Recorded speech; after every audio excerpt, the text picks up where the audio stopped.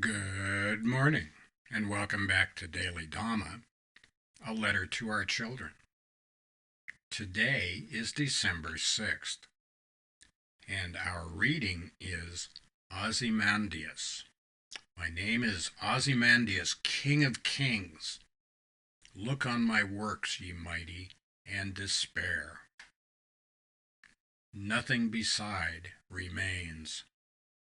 Round the decay of that colossal wreck, boundless and bare, the lone and level sands stretch far away. And that's Percy Shelley, Ozymandias. That's the 1819 edition. We must remember to concentrate on humility and service to God and our fellows. All forms are impermanent, unsatisfactory, and not the self. Empires arise, then they disband.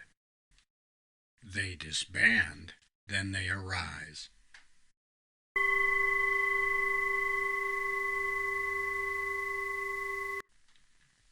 This applies at the macro and the micro level.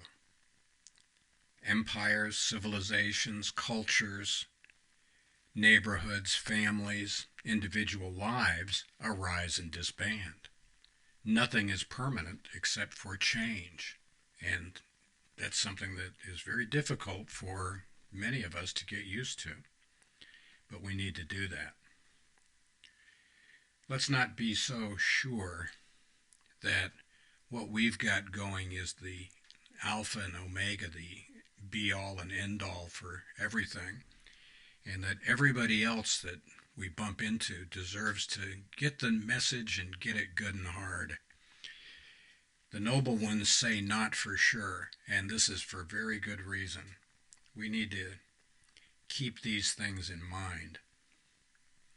While we're at that, we've had a gratifying increase in the number of subscribers, and welcome. We're really happy that you're here.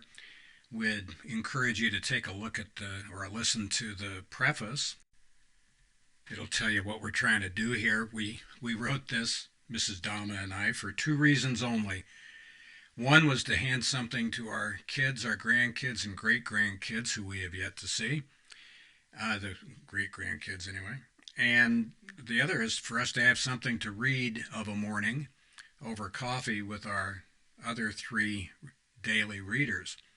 And we've got both of those. So we're not trying to push these beliefs on anybody. If you like it, great. We're happy. If you don't like it, fine. We're happy that you have at least crossed this off your list.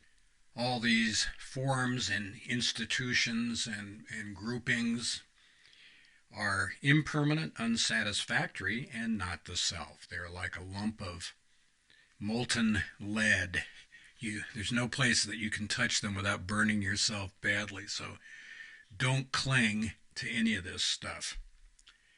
And thanks for being here. We really do appreciate the folks who have signed in. Back to Ozymandias. I wonder how many of today's big shots remember this timely wisdom. It was taught when we were in school. I don't know about if it still is. Maybe. Who knows?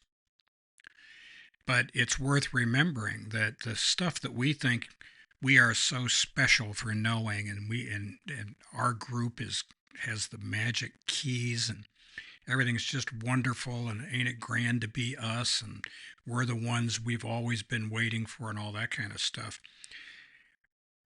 We are far from the first to think that way. This goes way back, and you don't need to look very far to find it.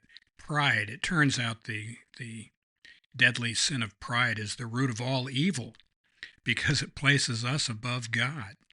And then it makes us think that we know what's going on when actually that's wrong. And happy trails to you until we meet again.